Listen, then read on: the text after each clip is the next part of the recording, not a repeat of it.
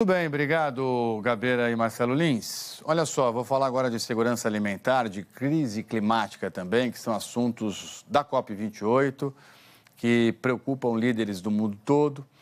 Tem um estudo obtido com exclusividade aqui pela Globo News, mostrando que a agricultura desenvolvida em áreas urbanas reduz o desperdício de alimentos, amplia o combate à fome e diminui também os efeitos do aquecimento global. Vamos juntos, então, tratar desse assunto que tem tudo a ver com o nosso presente, especialmente com o nosso futuro, né? Futuro das nossas crianças e na nossa sobrevivência. Daniela Geminiani, boa noite, obrigado pela presença. Quais números esse levantamento exclusivo aqui da Globo News traz em relação a essa questão tão importante?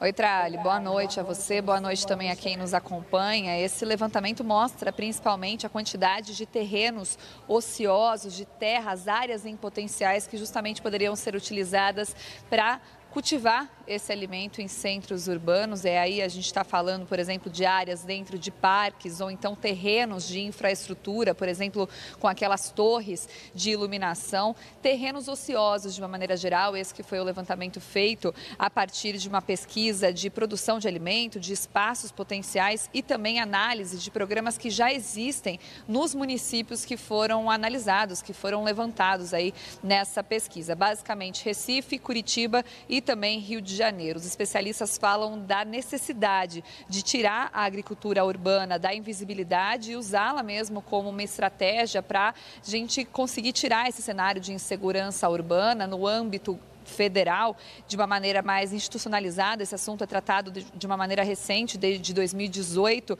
para cá, e também a avaliação dos especialistas. É muito necessário que a gente envolva as prefeituras, os municípios, justamente para conseguir escalar esse tema. Para vocês terem uma dimensão, são mais de 30 milhões de brasileiros passando fome, 82% vivem em áreas, em centros urbanos e só 4 em cada 10 famílias têm plenitude na alimentação. Que isso quer dizer? A insegurança alimentar. Quando uma pessoa ela não tem acesso ou à qualidade ou à quantidade suficiente de alimento que essa pessoa deveria ter. Nós estamos falando de números muito altos. Vamos dar uma olhada, então, nas duas telas que nós preparamos, que mostram apenas se 5% das áreas potenciais que eles mapearam fossem utilizadas para as hortas urbanas. Nós estaríamos falando, por exemplo, no Recife, de 1.300 toneladas de alimentos produzidos, isso anualmente. No Rio de Janeiro, quase 3.000 toneladas de alimentos produzidos e em Curitiba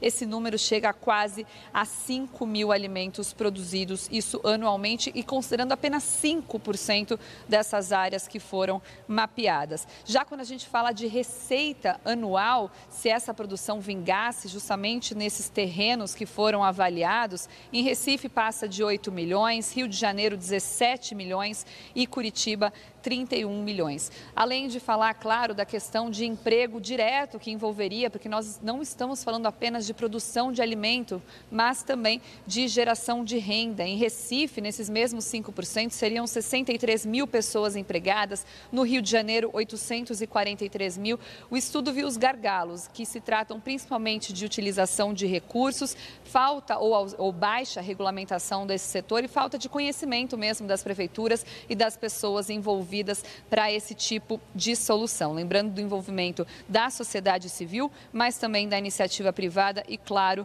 do Estado. Nós conversamos com a Jaqueline Ferreira, que é gerente de portfólio do Instituto Escolhas, responsável por esse estudo, e ela traz outros benefícios da agricultura urbana para além da produção de alimentos. Vamos ouvir.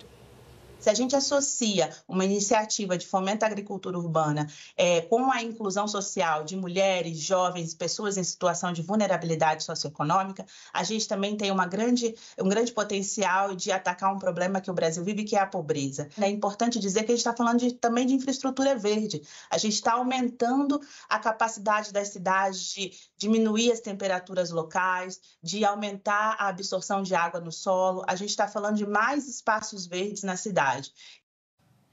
E como a gente está precisando, né, de mais espaço verde aí para conseguir respirar melhor e viver melhor. E se alimentar melhor por tudo que você viu também.